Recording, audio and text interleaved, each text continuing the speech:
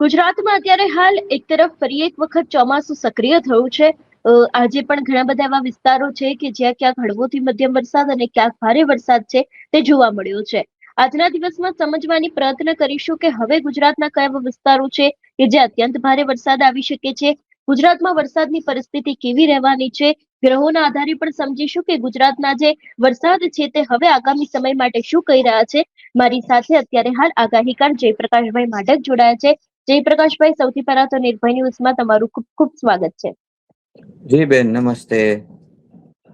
જયપ્રકાશભાઈ, શું કહેશો કે અત્યારે હાલ કોઈ નવી સિસ્ટમ બની રહી છે ખરી કે વરસાદી માહોલ ગુજરાતમાં ફરી એક વખત પહેલા જેવું આવી શકે એવી કોઈ પરિસ્થિતિનું સર્જન થઈ રહ્યું છે? જી બેન, બંગાળની ખાડીમાં એક નવી સિસ્ટમ છે એ બની રહી છે અને 13 તારીખે લો પ્રેશરમાં ફેરવાય એવી શક્યતા છે.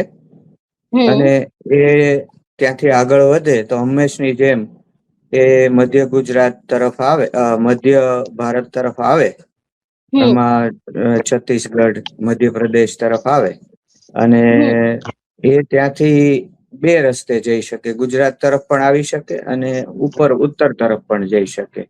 એટલે હજુ એનો ટ્રેક નિશ્ચિત નથી, પણ એ બે માંથી એક શક્યતા છે. છતાં એ ઉપર તરફ જાય તો પણ ગુજરાતમાં વરસાદ લાવી શકે ખરી એ સિસ્ટમ. જી બેન. જયપ્રકાશભાઈ, તો આ વખતે તમે કીધું કે તો અત્યારે હાલ એવી કોઈ મજબૂત સિસ્ટમ બની રહી છે ખરી?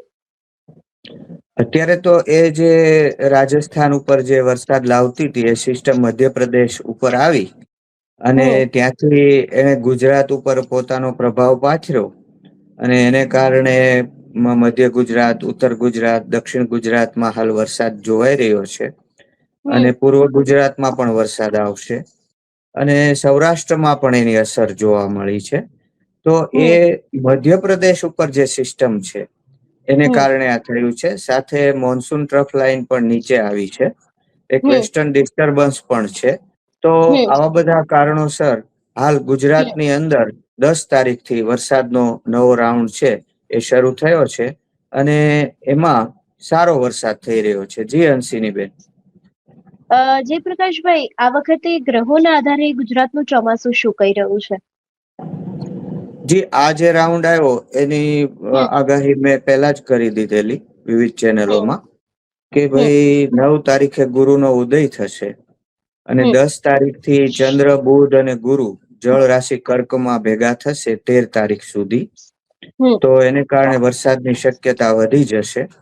તો એ મુજબ 10 તારીખે અચાનક આ સિસ્ટમ છે એ કોઈ આશા નહોતું રાખતું, બધા નિરાશ થઈ ગયા હતા. એવા સંજોગોમાં અચાનક છે એને ગુજરાતમાં વરસાદ આપ્યો છે, ગુજરાતની નજીક આવી. એને લીધે મધ્યપ્રદેશમાં હાલ જોરદાર વરસાદ ચાલી રહ્યો છે.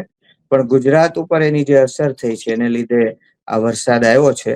હવે 13 થી 19 સુધી બુધ અને ગુરુ એકદમ નજીક રહેવાના છે અને 15 ઓગસ્ટે તો બુધ ગુરુની યુતિ થવાની છે.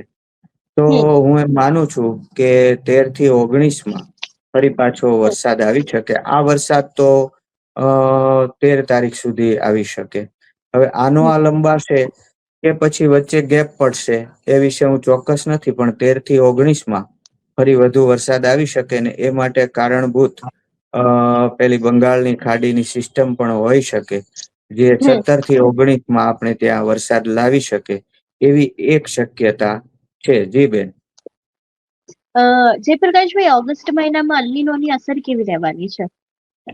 જી બેન, હું માનું છું કે ઓગસ્ટમાં અલ્નીનોની ખાસ અસર જોવા નહીં મળે.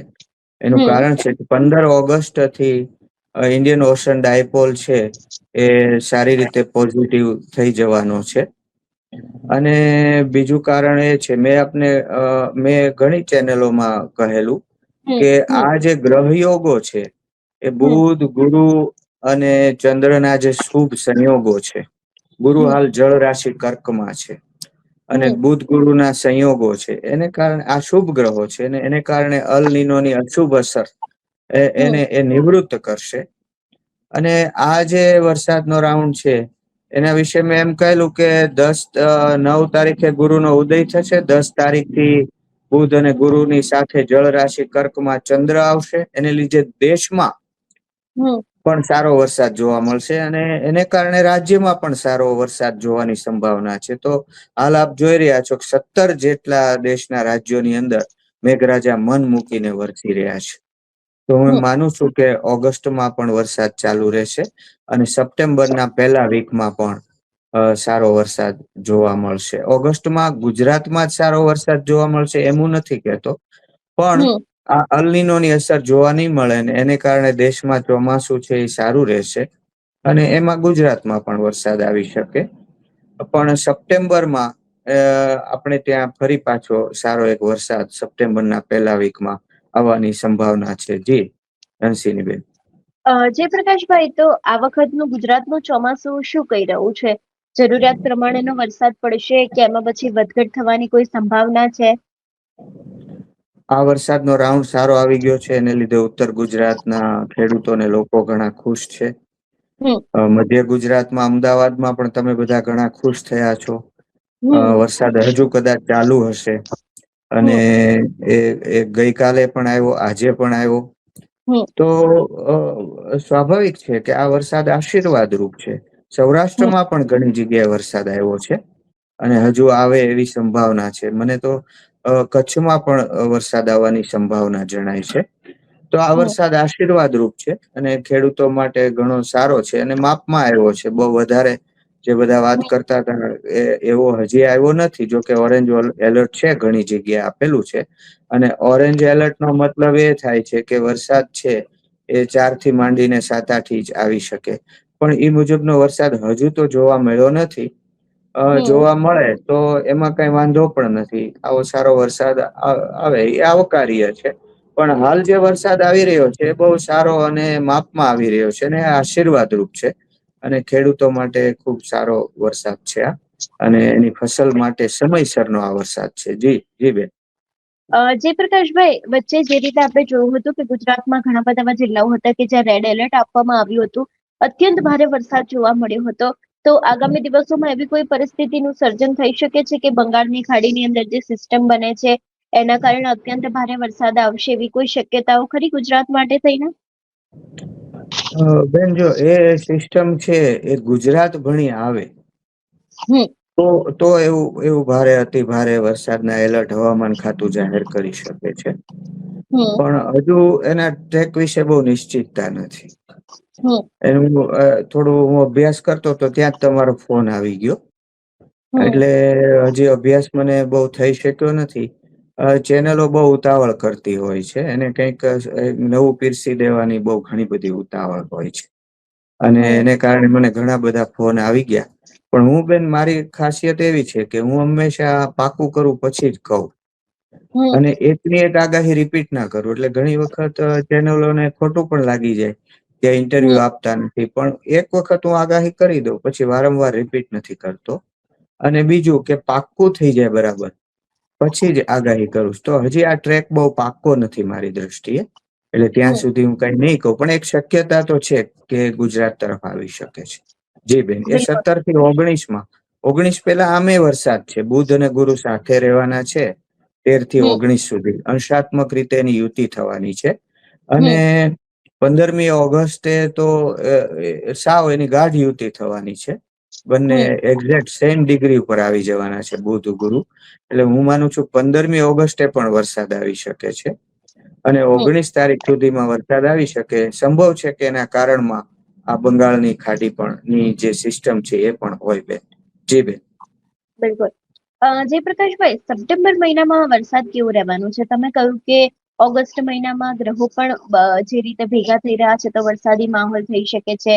મોન્સૂન ટ્રફ છે, તેની સાથે બીજા ઘણા બધા એવા ફેક્ટર્સ છે કે જેને કારણે ઓગસ્ટ મહિનામાં વરસાદ આવશે.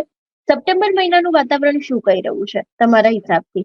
હા, સપ્ટેમ્બરમાં બેન હું માનું છું કે સપ્ટેમ્બરના પહેલા વીકમાં વરસાદ આવશે. એમાં ખાસ કરીને 4 તારીખ આજુબાજુ હમ સારો વરસાદ ગુજરાતમાં, સૌરાષ્ટ્રમાં આવી શકે છે. જી બેન. બિલકુલ. જયપ્રકાશભાઈ, આ વખતનું ગુજરાતનું ચોમાસું ક્યાં સુધી રહેવાનું છે? હા, વરસાદના નક્ષત્ર તો ઘણા લાંબા સમય સુધી છે. એટલે હમ ચોમાસું લંબાય અને વિધિવત એની વિદાય થાય એમાં ઘણી વાર લાગે. એવું મને લાગે છે કે ઘણો લાંબો સમય સુધી રહી શકે છે. અને એ સપ્ટેમ્બરમાં પણ એ ચોમાસું હજી વિધિવત વિદાય ન લે એવું બની શકે છે. એટલે સપ્ટેમ્બર ઘણો બધો વીતે પછી અને સપ્ટેમ્બરમાં એકાદો રાઉન્ડ આવી જાય પછી ચોમાસું વિદાય લે એવું મને લાગે છે. જી બેન. બિલકુલ જયપ્રકાશભાઈ, આપ અમારી સાથે જોડાય બદલ આપનો ખૂબ ખૂબ આભાર. જી જી બેન. જે રીતે આજે આપણે આગાહીકાર જયપ્રકાશ માઢકભાઈની સાથે વાતચીત કરી છે, એમના દ્વારા કહેવામાં આવ્યું છે કે આગામી દિવસોમાં જે સિસ્ટમ બની રહી છે એને જ કારણે ક્યાંક ગુજરાતમાં ભારે વરસાદની શક્યતાઓ લાગી રહી છે.